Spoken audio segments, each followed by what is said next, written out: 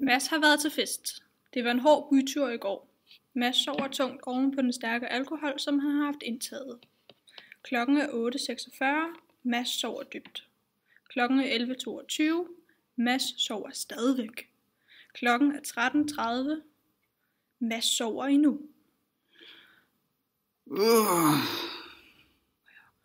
Mads vågner endelig med masser af tømmermænd.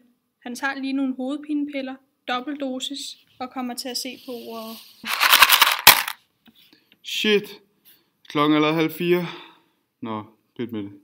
Mads skulle rulle ned i gården, hvor hans splinter nye Audi A8 holder parkeret på tværs af de andre biler. Til stor irritation for naboerne, men Mads er ligeglad.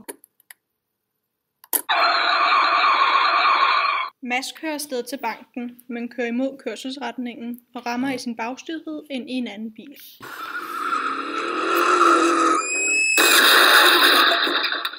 Fortsætter ubekymret ned ad vejen og ser i forruden en pølsevogn.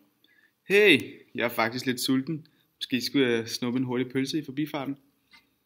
Mads holder ind til siden og går hen og bestiller. Hey mester, en frankfurter med det hele og en kongobajer. Så gerne. Det bliver 65 kroner. Yes sir, bare lige på. Mads fortærer pølsen og suser videre til banken med nu en fyldt mave.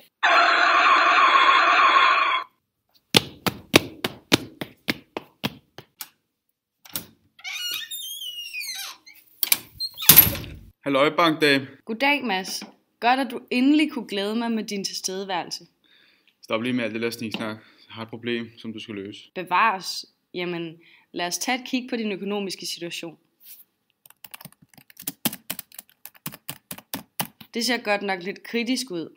Hvad snakker du om? Ja, du har stadig ubetalte lån helt tilbage fra 2 år siden. Ja, jeg har haft lidt knas med firmaet, men det er ved at komme på ret spor igen. Jeg mangler bare lidt penge til at få den her nye deal i staden, og ja, siger dig mand, der er store aftaler rundt om hjørnet. Banken her støtter dig fuldt ud. Du er en gammel god kunde, men det her kan altså kun lade sig gøre, hvis vi får de penge tilbage, som du skylder forholdsvis hurtigt. No problem. Jeg er en mand, der holder mit ord. Tro mig, I får jeres penge tilbage i cool cash. Okay. Du får lov til at tage et nyt lån, men det her er altså det sidste.